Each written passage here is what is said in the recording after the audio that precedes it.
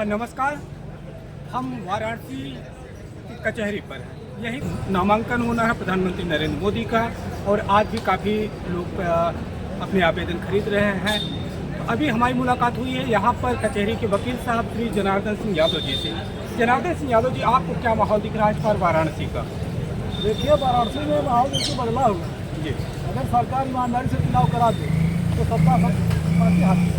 तो इस बार क्या लग रहा है कि इंडिया बनाम एनडीए की जो लड़ाई है उसमें कौन भारी पड़ता दिख रहा है? इंडिया भारी है। इंडिया भारी है। हाँ। इस बार सत्ता से बेदखल होने जा रही भाजपा। अब ये तो चुनाव में क्या करेंगे, ईमानदारी करेंगे कि नहीं करेंगे, कौन बता सकते। तो क्या आपको क्या लगता है कि चुनाव आए, क्योंकि आप तो एक प्रबुद्ध केवल वकील नहीं, प्रबुद्ध मतदाता भी है, जनता भी है, तो आपको क्या लगता है कि चुनाव आयोग इसकी ईमानदारी की अपेक्षा की जा सकती है? इसके अलावा कोई उम्मीद नहीं है। दूसरा कुछ हम लोग कर नहीं सकते, क्या कर लेंगे? चुनाव आयोग क्या कर लेंगे, सरकार क्या कर लेंगे, न्यायपालिका क्या कर लेंगे, वो जो भी जजमेंट देंगे हम क्या कर सकते हैं। तो आपको अभी तक माहौल क्या दिख रहा है कि मतलब चुनाव आयोग किसी पार्टी के फेवर में काम कर रहा है या निष्पक्ष है? चुनाव आयोग की नियुक्ति कौन करता है? अब भारत सरकार करती है। सरकार करती है। सरकार में कौन है?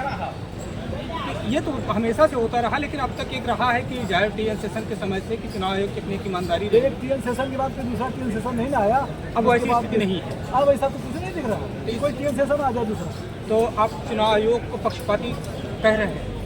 ऐसा ही दिख रहा है।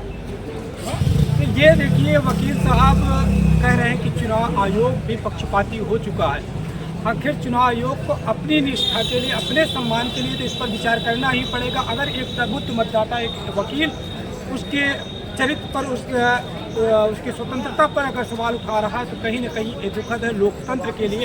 इससे पहले हम उम्मीद किया करते थे कि चुनाव आयोग निष्पक्ष होगा, लेकिन आज एक प्रबुद्ध मतदाता उस पर सवाल उठा रहा है। हम देखते क्या इससे अन्य वकीलों की जी देखिए, 1984 में चुनाव हुआ जी 2 और 5 जी दो तिथियों में हुआ जी 2 और 5 दिसंबर। जी आज इतना सारी चीज़ की व्यवस्था हो गई कि 1 महीने में क्यों चुनाव करा रहे हैं?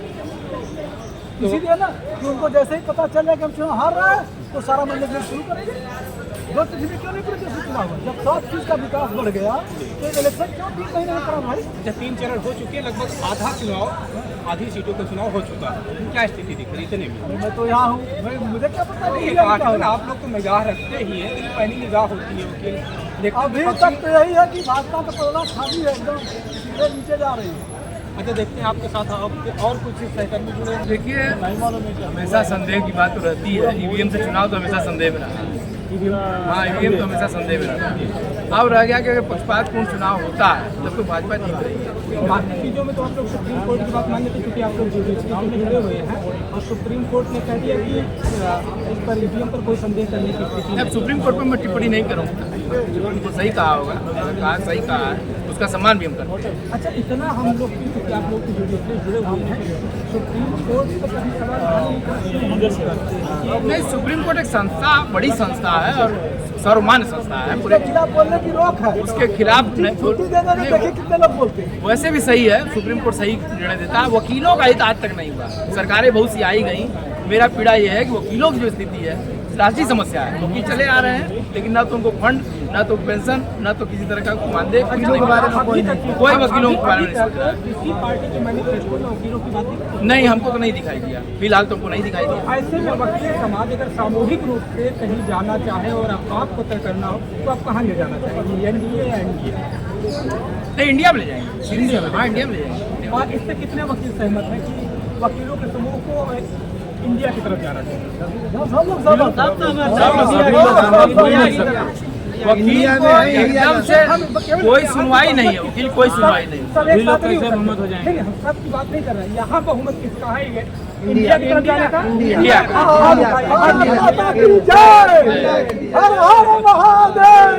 तो ये है बनारस की ललकार, जहाँ वकीलों का एक बड़ा समूह कह रहा है कि हम इंडिया की तरफ जाएंगे, क्योंकि एनडीए में उनके हित की कोई बात नहीं दिखी है।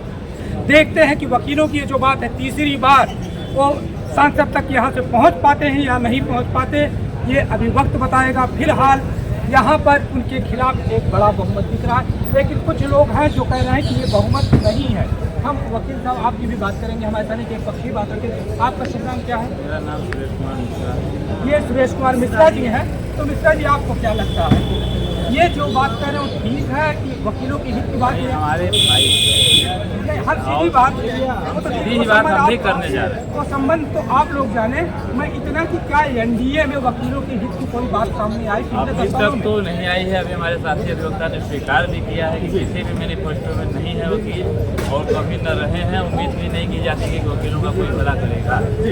तो यहाँ बहुमत के अलग खड़े हैं मिश्रा जी, एक बार उनका नाम बताइएगा। सुरेश कुमार मिश्रा जी, वो भी मान रहे हैं कि एनडीए की गवर्नमेंट में पिछले 10 सालों में वकीलों के हित की कोई बात नहीं की गई, और नए मैनिफेस्टो में भी उनके हित की कोई बात नहीं। बावजूद इसके हम फिर भी जानना चाहेंगे उसकी कि क्या वजह है कि वो फिर भी एनडीए के साथ जाना चाह रहे हैं।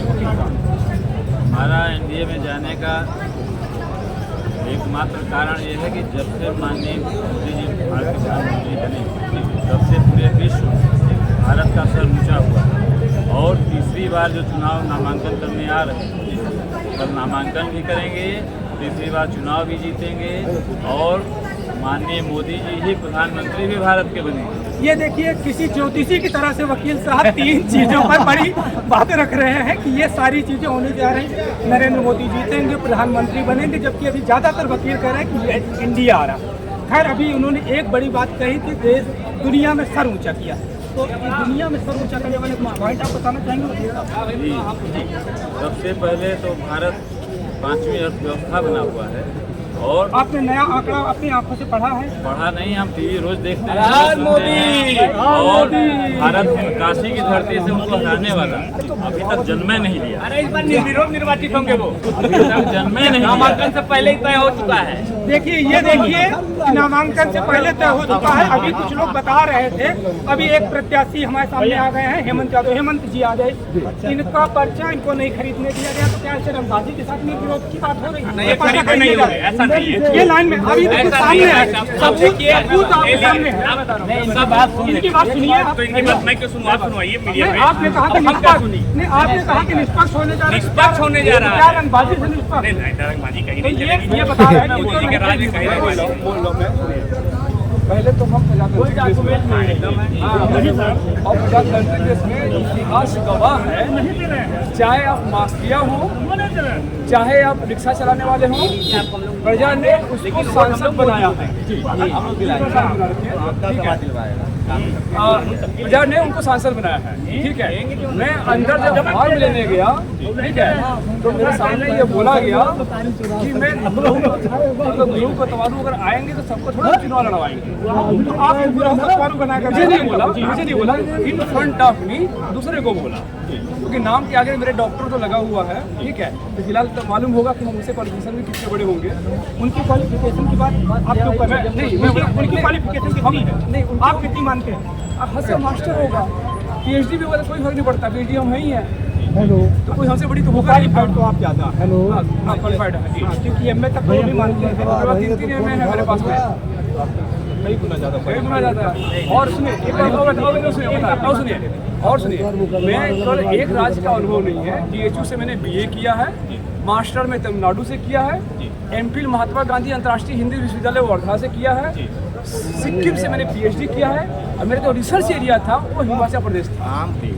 लेकिन ये बहुत लोगों को ये बात समझ में आती है कि निमुक्त अनाज बांट के सरकार उनका वोट ले रही है, लेकिन यह कोरोना काल के समय में शुरू किया गया था, जिस समय लोग सब कुछ बंद था, किसी के जीने की, किसी के मैंने जी ये मरे ना लोग, इस वजह से ये व्यवस्था कायम किया गया। कोरोना की सारी स्थितियां बंद चली अब गई, सही है। और कोरोना के बाद कोरोना में एक और बड़ी चीज हुई है जिसका भी खुलासा हो रहा है। हाँ, बिल्कुल, कोविड बिल्कुल। कोविड की जो वैक्सीनेशन की गई, उसमें आ रहा है कि बिना जांच के वैक्सीनेशन हाँ, लोगों पर वो दूसरे देशों से आई है, जी। और भारत में बायोटेक कंपनी जिसने बनाया है, जिसने 52 करोड़ रुपए मुआवजा दिया है। कैंसर की बात नहीं कर रहे हैं, वो कोवैक्सीन जो है अभी भारत में बहुत ज्यादा लोगों पर बहुत आफत, बहुत कहर बन के नहीं टूटी 1 करोड़ लोग मर गए। हमारी सेंसिटिविटी का लेवल क्या है? भारत हमारे भाई मरे हैं, इससे हम इनकार नहीं कर रहे। अलग से कहा चलते चलते मर जा रहे हैं। केवल इस कचहरी में 288 लोग पिछले साल मरे हैं 2023 में। 23 में अच्छा, क्या हमारी संवेदना मतलब करोड़ों लोग मरेंगे तब चलेगी या किसी आखिरी आदमी के मरने पर भी हम संवेदनशील होंगे? हम गिनती पर नहीं जा रहे हैं। अगर एक आदमी हमारे घर का अगर एक कुत्ता भी मरता तो क्या हमें दुख होता है? हम इतने मानवीय है कि नहीं? बिल्कुल बिल्कुल है। अगर क्या हम संख्या पर जाएंगे कि कितने करोड़ लोग मर जाएंगे तो उसकी बात होती है। किसी एक आदमी के मरने पर भी किसी हम एक सवाल व्यक्ति पर ही प्रथम प्रयास शुरू हो जाना चाहिए कि तो- वो उसकी तो मौत प्रथम क्यों प्रयास हुई। के तौर पर अभी क्या हुआ? सिंगल चीज जो मुझे अभी तक दिखी है, मैं अपनी बात रख रहा हूँ, आप अपनी तरफ से जो कहना चाहें, जो स्थिति है, सिंगल वर्क हुआ है कि जो प्रमाण पत्र कोविशील्ड का मिलता था उससे प्रधानमंत्री नरेंद्र मोदी की तस्वीर हट गई है। सिंगल प्रयास है। इसके पहले प्रमाण पत्र पर जो कोविशील्ड का या वैक्सीनेशन का प्रमाण पत्र होता था उस पर नरेंद्र मोदी की तस्वीर चस्पा रहती थी। लेकिन इस खुलासे के बाद सुप्रीम कोर्ट, आपकी जुडिशरी का बड़ा योगदान है, सुप्रीम कोर्ट के दबाव के बाद इलेक्टोरल बॉन्ड पर से को सबके सामने लाया गया और इलेक्टोरल बॉन्ड के खुलासे के बाद ये पता चला कि जिस कंपनी ने कोविशील्ड बनाया है उसने 52 करोड़ रुपए विद इन 1 डे 50 करोड़ और with in next 15 day 2.5 crore रुपए भाजपा सरकार को दिया है, इलेक्टोरल बॉन्ड के तहत दिया है।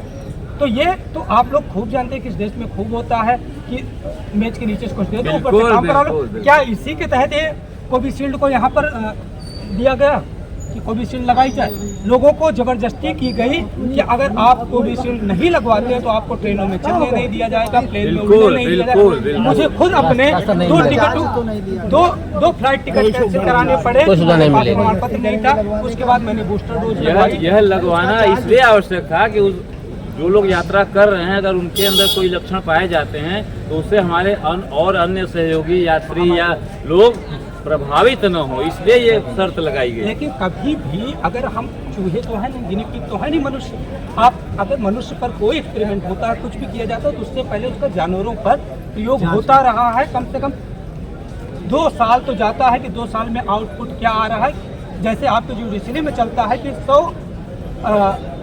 अपराधी जो है भले बच जाए लेकिन एक निरपराध को सजा न हो, तो वही फंडा अब तक वैक्सीनेशन में या स्वास्थ्य सुविधाओं में लागू होता रहा। इससे तो आप सहमत होंगे। तो ये वाली जो वैक्सीन लगी, क्यों सीधे आपको गिनी पिग मान करके, चूहा मान करके डायरेक्ट आप पर इम्प्लीमेंट इसका कर दिया गया? इससे आप सहमत है? क्या ठीक प्रक्रिया थी? अगर कल को सत्ता बदल जाती है, दूसरी सत्ता भी इसी तरीके से आपको एक्सपेरिमेंट का वस्तु बना देती है, माध्यम बना देती है, तो क्या ठीक होगा? क्यों किसी ने कहा कि इससे कैंसर ठीक हो सकता है, वो कुछ भी हो, और कहा गया कि भैया ठीक है आप इसका वैक्सीनेशन करा लीजिए, आप कैंसर ठीक। पता चला कैंसर तो बाद में पता चलेगा, उससे पहले ही आपके लंग्स फेल्योर हो गए। तो ये ठीक है? देखिए हम स्वयं का उदाहरण देना चाहते हैं। सबसे पहले कोवैक्सीन हमें भी लगी है और जब 3rd डोज लगनी थी, जब एक बार और दोबारा बढ़ रही थी तो भी एक इंजेक्शन आया कि इसको भी लोगों को लगवा लेना चाहिए। हम उसको भी लगवाए हैं और आपके सामने हम जिंदा खड़े हैं। मेरे ऊपर प्रभाव तो नहीं हुआ उसको किसी भी वैक्सीन का। आप एक मिनट आप तो कहने का मतलब वो वैक्सीन हमें क्यों नहीं प्रभावित की? ये आप यही ना कह रहे हैं? सबकी इम्यूनिटी पावर होती है। जैसे यहाँ सारे व्यक्ति बीमार नहीं होंगे, किसी को कोई बीमारी होगी, किसी को कोई बीमारी होगी, लगभग एक मास्किए में रहे तो हर चीज़ हर व्यक्ति पर एक ही समय में एक ही जैसा प्रभाव नहीं डालती। और हम ये कतई नहीं चाहेंगे कि वो आप पर प्रभावी हो। हम तो आपके लिए दुआ करेंगे कि आप स्वस्थ रहें, हमारे साथ ऐसे बतियाते रहें। इस कोवैक्सीन का जो दुष्प्रभाव विदेश में आया जी, और जो बताया गया और डंका दुनिया में बजाते रहे। उसके बाद भारत में जी बायोटेक कंपनी या जो भी है उसके डायरेक्टर ने अगर ब्रिटेन की देखिए आप, ब्रिटेन का ही अगर जुडिशरी दबाव नहीं डाली होती तो भारत में इसका खुलासा कतई नहीं होता, क्योंकि गवर्नमेंट का, जैसा आप सब जानते हैं कि जुडिशरी पर भी दबाव है। आप सहमत हैं? आप सहमत है ना? बिल्कुल, तो उस पर तो हम सहमत हैं। तो यहाँ भी खुलासा कतई नहीं होता कि इसका प्रभाव क्या पड़ेगा। तो क्या आप ऐसी व्यवस्था भविष्य में अपने बच्चों के लिए भी चाहते हैं कि उनके ऊपर कुछ भी लागू कर दिया जाए और उसकी जांच करने का या उस पर आवाज़ उठाने का हक आपके पास ना हो? नहीं, हक तो होना चाहिए।